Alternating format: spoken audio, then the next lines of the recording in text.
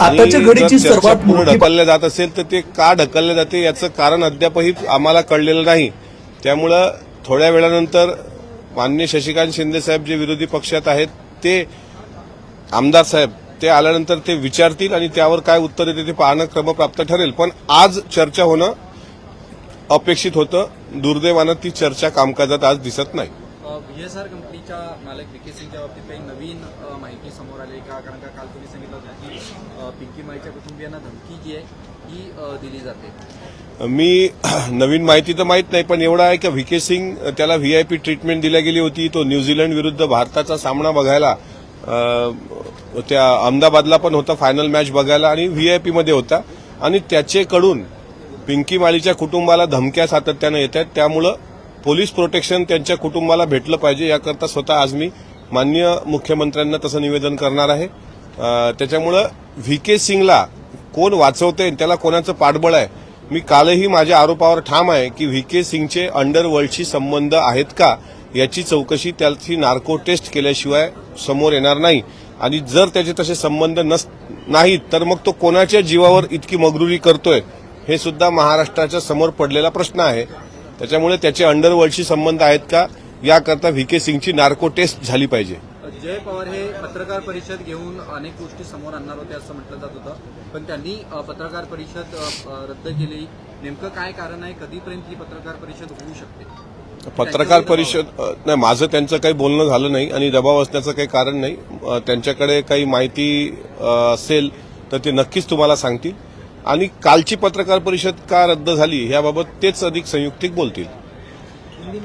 Kumar sir बोला. दुसरीकडे राज्यभरात आता युद्धाचा भडका उडालेला आहे. त्याचे परिणाम राज्यात देखील पाहायला मिळत आहेत. सकाळपासून आपण पाहिलं तर गॅसचा तुटवडा प्रामुख्याने जाणवतोय. अनेक हॉटेल्स हे बंद पडलेले आहेत. अनेक हॉटेल्सकडे गॅसचा तुटवडा कमी आहे. जोपर्यंत आहे तोपर्यंतच हॉटेल चालेल असं देखील आहार ज्या संघटनेकडचे आहेत त्यांच्याकडनं सांगितलं जातं. आता या जागतिक वॉर जो आहे हा एक जागतिकच वॉर म्हटला पाहिजे, वर्ल्ड वॉर. आणि याचा फटका नक्कीच हा सर्वसामान्यांच्या खिशावरच पडणार. कारण तेल महाग होणं, गॅस महाग होणं ह्या गोष्टी आता परवडणाऱ्या नाहीत. त्यामुळे हे जे काही संक्रांत आलेली आहे हॉटेल व्यावसायिकांवर, यातून तोडगा राज्य सरकार केंद्र सरकारकडे पाठपुरावा कडून नक्की काढणार, त्याबद्दल काही दुमत नाही. राज्य सरकारकडनं मुख्यमंत्र्यांनी जबाबदारपणे सांगितलेलं होतं की कुठलाही तुटवडा भासणार नाही. आतमध्ये सभागृहातही सांगितलं, तेही सांगितलं. मात्र दुसऱ्याच दिवशी आपण पाहिलं तर गॅसचा तुटवडा हा जाणवू लागलेला आहे. हळूहळू इंधन आहे किंवा इतर गोष्टींवरही त्याचा परिणाम होईल. राज्य सरकार ह्या गोष्टी गांभीर्याने घेत आहे का की नाही घेत आहे हे स्पष्टपणे सांगायला हवं. खोट्या बातम्या आम्ही कोणी दाखवत नाही आहोत. जी वस्तुस्थिती आहे ती तिकडे दाखवली जाते. जर माननीय मुख्यमंत्र्यांनी तसं निवेदन सभागृहात केलं आणि जर तुटवडा पडला, म्हणजे ह्या दोन गोष्टी झाल्या असतील, तर त्याबाबत का तो तुटवडा पडला ह्याबाबत अधिक माहिती मला वाटते माननीय मुख्यमंत्री महोदयच देतील. त्यांनी सभागृहात हे सांगितलं होतं का? तर नक्कीच सांगितलं होतं.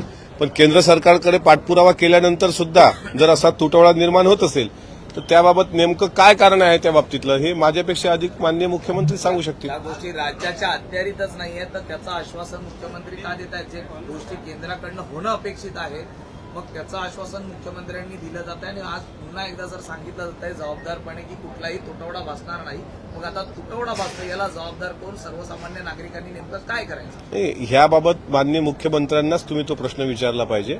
कारण निवेदन त्यांनी केलेलं आहे, सांगितलं त्यांनी आहे.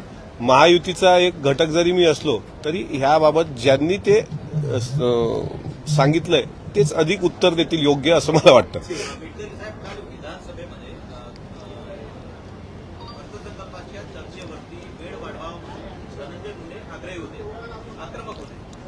सत्ताधाऱ्यांसोबत विरोधकही आक्रमक होते. त्याच्यामध्ये मध्यस्थी करत सुधीर मुनगंटीवार यांनी ते प्रकारे एकंदरीत हाताळून घेतले. असं आहे 8 दिवस आहेत दादांच्या अपघात प्रकरणामध्ये चर्चेची मागणी करतात. मागणी पूर्ण होत नाही, अपयश येत आहे. नेमकं काय घडतंय हे मलाही कळत नाही आहे. खालच्या सभागृहाचं कामकाज तर मी काही बघितलं नाही. ती तशी चर्चा खालच्या सभागृहात पण येणं अपेक्षित होती. कारण एक गोष्ट क्लिअर आहे, दोन्ही सभागृहात अजितदादांच्या विमान अपघाताची चर्चा झाल्याशिवाय त्या प्रकरणाला गती येणार नाही. पण कारण असं वाटतं की कदाचित प्रश्न विरोधकांकडून असे आले की त्याचे उत्तर देतात, कारण उत्तर देताना फार जबाबदारीने उत्तर द्यावं लागेल. अर्थातच ते गृहमंत्र्यांना उत्तर द्यावं लागेल. त्याच्यात एक जरी शब्द इकडे तिकडे चुकला तर महाराष्ट्रात त्याचा वेगळा मेसेज जाऊ नये म्हणून त्याची पूर्वतयारी म्हणून एक अंतिम निर्णय घेऊन मला असं वाटते, आज तर विधान परिषदेत ती चर्चा होणार होती, पण आजच्या कामकाजातून ती वगळण्याचं कारण एक हे असू शकतं की आपल्याकडं येणाऱ्या प्रश्नाची स्पष्ट उत्तरं ज्यातून नवीन काही प्रश्न तयार होणार नाहीत अशी असल्याशिवाय माननीय गृहमंत्री उत्तर देऊ शकणार नाहीत, हे वास्तव आहे. आणि दुसरं कारण असं असू शकतं की ही चर्चा घडून आणताना महाराष्ट्रात काही वेगळं होऊ नये म्हणून त्याची काळजीपोटी सुद्धा चर्चा घडून आणल्या जात नसेल, कारण महाराष्ट्राच्या मनातलं काहूर अद्यापही थांबलं नाही. अधिवेशन काळापर्यंत महाराष्ट्र वाट पाहणारच आहे. पण माझं एक प्रामाणिक मत आहे की अधिवेशन काळात दोन्ही सभागृहात जर ही चर्चा घडून आली नाही तर अजितदादासारख्या नेत्याचा मोठा विषय हा मागं पडेल आणि मग हळूहळू सगळी लोक ते विसर पडत जातील आणि मग ते कालपटलावरून नाहीसं झाल्यासारखं होणार. तर ही चर्चा घडून आलीच पाहिजे या मताचा मी आहे. मिटकरी जी हिंदी में जानना चाहेंगे कि इस तरह से अजीत दादा के हाथ से वो कई दिन बीत गए हैं, लेकिन अभी भी हाउस में उस भाषा का जिक्र तक नहीं किया जा रहा है. क्या वजह रह रही है? आपने हर बार उस सब्जेक्ट को पकड़ के रखा. मैं दुर्भाग्यवश ये कहना चाहता हूं कि जिस तरीके की चर्चा दोनों सदनों में होनी चाहिए थी वो अजीत दादा का फ्लाइट क्रैश होने के बाद तीसरे दिन ही यहाँ पे जब अधिवेशन का कामकाज शुरू हुआ उसके दूसरे तीसरे दिन ही ये चर्चा होना अपेक्षित थी. लेकिन मुझे ऐसा पता चला है कि माननीय गृह मंत्री जब इस पर जवाब देंगे दोनों सदनों में तो उनके पास ऐसे ठोस कोई सबूत चाहिए, क्योंकि कोई भी प्रश्न आ सकता है, कोई भी सवाल खड़ा किया जा सकता है, तो उससे कंट्रोवर्सी ना हो और महाराष्ट्र का माहौल ना खराब हो, इसके लिए सरकार ने पूरी केयर लेने के बाद ये निर्णय लिया होगा कि जब तक अपने पास ठोस जवाब नहीं आते कुछ सवालों के तब तक सदन में इसकी चर्चा ना लाई जाए. हालांकि सरकार इसके लिए सकारात्मक है. सरकार पूरी तरीके से सीबीआई इंक्वायरी के लिए और जो कोई इंक्वायरी सरकार ने लगाई है उसमें सरकार की कार्रवाई शुरू है, लेकिन वो बहुत धीमी गति की है, वो फास्ट ट्रैक पे चलनी चाहिए. अभी ब्लैक बॉक्स के बारे में भी अभी कुछ भी पता नहीं चल रहा है. अभी भी ये भी पता नहीं चल रहा है कि अजीत दादा फ्लाइट में कितने लोग लेके बैठे थे, क्योंकि डीजीसीए ने पहले 6 का फिगर दिया था कि 6 लोग वहां से बैठे थे, लेकिन स्पॉट पे 5 ही लोग मिले. यानी एक कोई व्यक्ति ऐसा गायब होगा तो वो सुमित कपूर ही हो सकता है. सुमित कपूर कैलिफोर्निया में होने का भी पता चल रहा है. अगर वो नहीं है तो डीजीसीए ने इसका खुलासा देना चाहिए. डीजीसीए ने एएआईबी द्वारा जो 23 पन्नों का एक प्रथम दर्शनी अहवाल, जो प्राथमिक अहवाल दिया है, उसमें भी काफी सारी कमियां हैं. वो कहते हैं कि फ्लाइट क्रैश हुआ एक पेड़ को, लेकिन वो पेड़ ही वहां पे अस्तित्व में नहीं है.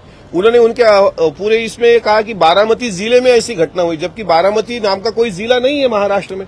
इसीलिए एएआईबी बचाना चाहती है डीजीसीए को, डीजीसीए बचाना चाहता है उनके अधिकारियों को, और डीजीसीए के अधिकारी बचाना चाहती है वीएसआर को.